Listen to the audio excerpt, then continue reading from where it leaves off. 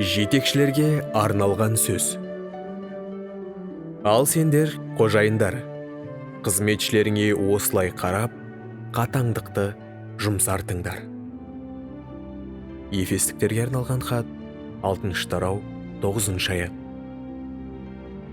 Өзіңізден дәрежесі төмен адамдарды басынбаңыз. Кез келген уақытта не жағдайға адамдарға қысымшылық көрсететін өзімшілдер мен менмендерге, және біреуге не бір топқа ашуланатындарға Құдай патшалығында ешқашан орын болмайды. Перғауынның жағдайына қараңыз.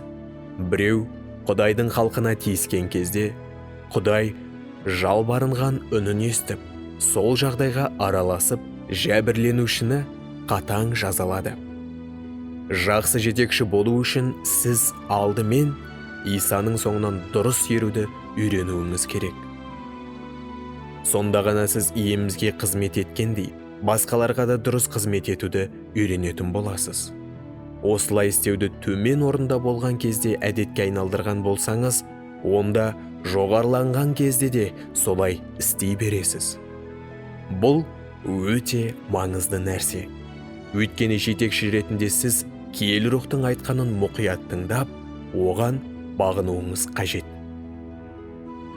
Иешуа ұлы жетекші болды, өйткені ол Мұсаның сенімді қызметшісі болған еді. Ол өз жетістіктерін атқарған кезде күнәһар пендеге, яғни Мұсаға, бағынудың қандай қиын болғанын есіне түсірді. Өзгеге бағынатын адамдардың қандай қалыпта болатыны жайында ұмытатын болсаңыз, онда олардың мүдделерін елемей, оларды басынатын боласыз.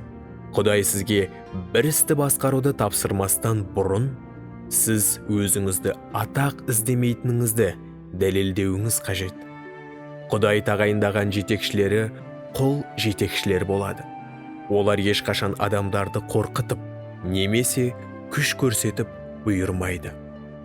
Олар сүйіспеншілік, аян, әділдік арқылы жетелейді. Құдай сізді жетекші болуға шақырды деп әлі де ойлайсыз ба?